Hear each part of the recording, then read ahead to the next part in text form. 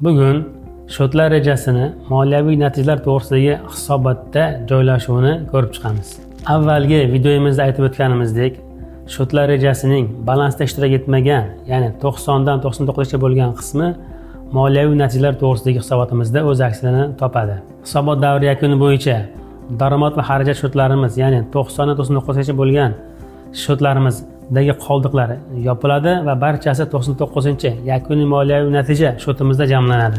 Moliyaviy natijalar to'g'risidagi hisobotimiz quyidagi ko'rinishga ega bo'ladi. Birinchisi, asosiy faoliyatdan olingan daromad, ya'ni mahsulot sotishdan, ko'rsatilgan xizmatdan, bajarilgan ishdan olingan daromadimizni, ya'ni 90-shotda olingan daromadimizni daromad qismida aks ettiramiz. Ikkinchisi, asosiy faoliyat bo'yicha xarajatlar, ya'ni sotilgan mahsulot, ko'rsatilgan xizmat tannarxini, ya'ni 91-shotdagi ko'rsatkichlarimizni xarajat shotimizda aks ettiramiz. Uchinchisi, davr xarajatlari, ya'ni 94-shotimizda jamlangan xarajatlarimizni xarajat qismida aks ettiramiz. To'rtinchisi, asosiy faoliyatda olingan boshqa daromadlarimiz, ya'ni 93-shotda jamlangan daromadlarimizni daromad qismida aks ettiramiz. Keyingisi, moliyaviy faoliyatdan olingan daromadlarimizni, ya'ni 95-shotda yig'ilgan daromadlar summamizni daromad qismida aks ettiramiz. Keyingisi, moliyaviy faoliyat bo'yicha xarajatlarimizni, ya'ni 96-shotda yig'ilgan xarajatlarimizni xarajat qismida aks ettiramiz.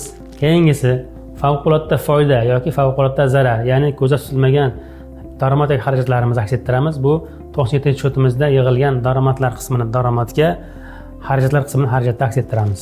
Keyingisi, hisobot davri yakuni bo'yicha hisoblangan foyda solig'imizni xarajat qismida aks ettiramiz. Va so'nggisi, ya'ni 99-shotimizda yakuniy moliyaviy natija qismida yuqoridagi barcha daromad va xarajatlar hisobidan kelib chiqqan foyda yoki zararimizni aks ettiramiz. Hisobot davri yakuni bo'yicha aniqlangan foyda yoki zararimiz buxgalteriya balansining kapital qismida, ya'ni 87-shotimizda taqsimlanmagan foyda shotida o'z aksini topadi. Ushbu mavzu bo'yicha batafsil ma'lumotlarni onlayn buxgalteriya kursimizda o'rganib olishingiz mumkin.